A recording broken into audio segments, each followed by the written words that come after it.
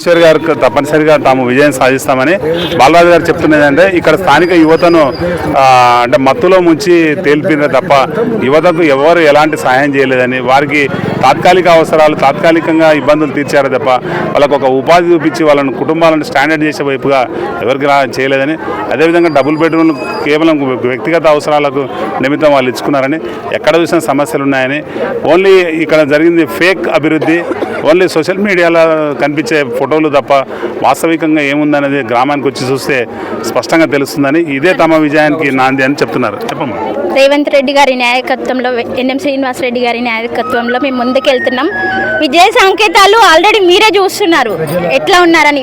ప్రజల ఆశీర్వాదాలతో ముందుకెళ్తున్నాం. విజయ సంకేతాలు ఈ రోజు వరకే ఎలా ఉన్నాయో అర్థమవుతుంది. పబ్లిక్ని చూసి ఖచ్చితంగా గెలుస్తామనే నమ్మకం మాకు బాగా ఉంది. జై కాంగ్రెస్. ఇది ఇక్కడ పరిస్థితి. వాళ్ళు ఎంతో యాక్టివ్గా ఉన్నారు. బాలరాజు గారు ఈ గ్రామంలో గతంలో అనేక సర్వీసెస్ చేశారు. కానీ ఏంటంటే చేసింది చెప్పుకోకుండా ప్రజలకు తెలిసే చాలనుకున్నారు, కానీ ఈ ఫేక్ ప్రచారాల వైపు ఆయన వెళ్ళలేదని స్పష్టం చేస్తున్నారు. ఇప్పుడు తమ ఎమ్మెల్యే ఎన్ఎం శ్రీనివాసరెడ్డి గారి నాయకత్వంలో ఇక్కడ విద్య, ఉపాధి, ఇతర డబుల్ బెడ్రూమ్లు అయితేనేమో ఇందిరమ్మ ఇండ్లు పెద్ద ఎత్తున మంజూరు చేయించి గ్రామాన్ని ఒక మోడల్గా 8వ డివిజన్ ఒక మోడల్ డివిజన్గా మారుస్తామని భార్యాభర్తలు ఇద్దరు చెప్తున్నారు. ఖచ్చితంగా మాణికేశ్వర్ గారు స్పష్టంగా చెప్తున్నారు. తమ వెనుక వచ్చిన ఈ జన సందోహాన్ని చూస్తేనే తమ రాజకీయ ప్రత్యర్థులకు గుండెల్లో రైళ్లు పరిగెట్టడం ఖాయమని, తామే విజయం సాధించబోతున్నామని మాణికేశ్వర్ గారు చెప్తున్నారు. ఇది ఇక్కడ పరిస్థితి. Thank you.